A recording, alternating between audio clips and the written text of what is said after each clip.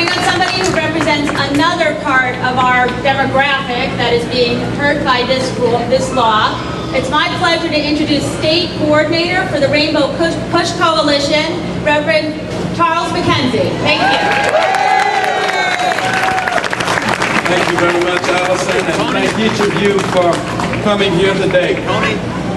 There are times in the history of this state and nation when there are what we call watershed moments. These acts that have been implemented by the legislature are the most egregious assault on the most fundamental right of democracy, the right to vote since the civil rights era. And I want to thank you for gathering today as a voice of conscience. And I want to read something very briefly that a man who was responsible for ensuring the right to vote said on the occasion of the signing of that bill. This law covers many pages, but the heart of the act is plain. Wherever by clear and objective standards, states and counties are using regulations or laws or tests to deny the right to vote, then they will be struck down. And under this act, if any county anywhere in this nation does not want federal intervention, it need only open its polling places to all of its people. This good Congress, the 89th Congress, acted swiftly in passing this act, and I intend to act with equal dispatch in enforcing this act. These were the magnificent words of Lyndon Baines Johnson upon the signing of the 1965 Voting Rights Act. It was the culmination of years of struggle, hundreds of beaten down bodies, much blood, sweat, and endless tears. Medgar Evers had given his life for the right to vote. Valerie Woodson gave her life fighting for this right. James Reed was beaten to death fighting for this right. Mickey Swerner, Andrew Goodman, and James Chaney were murdered on a dark Mississippi highway fighting for the right to vote. The nation knew then, as it knows now, that this right above all others is the cradle of democracy. This right is non-negotiable.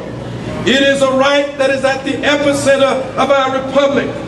For African Americans, Latinos, and women, it is a right that was purchased with too much suffering, too much blood, and we will not allow mean-spirited, disingenuous legislative schemes to take it from us. Let the legislature understand this. In terms that are crystal clear, if you insist on trying to block our right to vote, you must be prepared for a season of agitation and a sustained period of unrest. Where there is no justice, there will be no peace.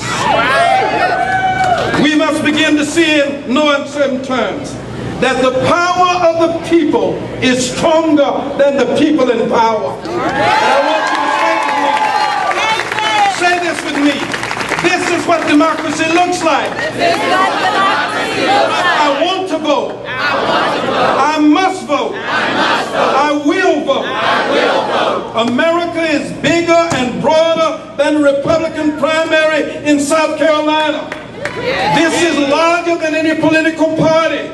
This is not about partisan agenda. It is bigger than the Republican Party, the Democratic Party, and the Tea Party. This is about the right to vote for all Americans. It is about a fundamental premise of our democracy. And let me close by saying this. We fight wars for democracy abroad. Then we declare war on democracy at home. But the power of the people is still greater than the people in power. This neo-Confederate attempt to bring about a new poll tax, to bring about a new impediment will not work, because we the people will ensure that it does not work. We will join together, and we're going to find out where those 4 legislators were who led the charge on this, and go into those districts and do everything we can to ensure that they don't return to Tallahassee. Let me close today by saying, I must vote. I want to vote. I will vote.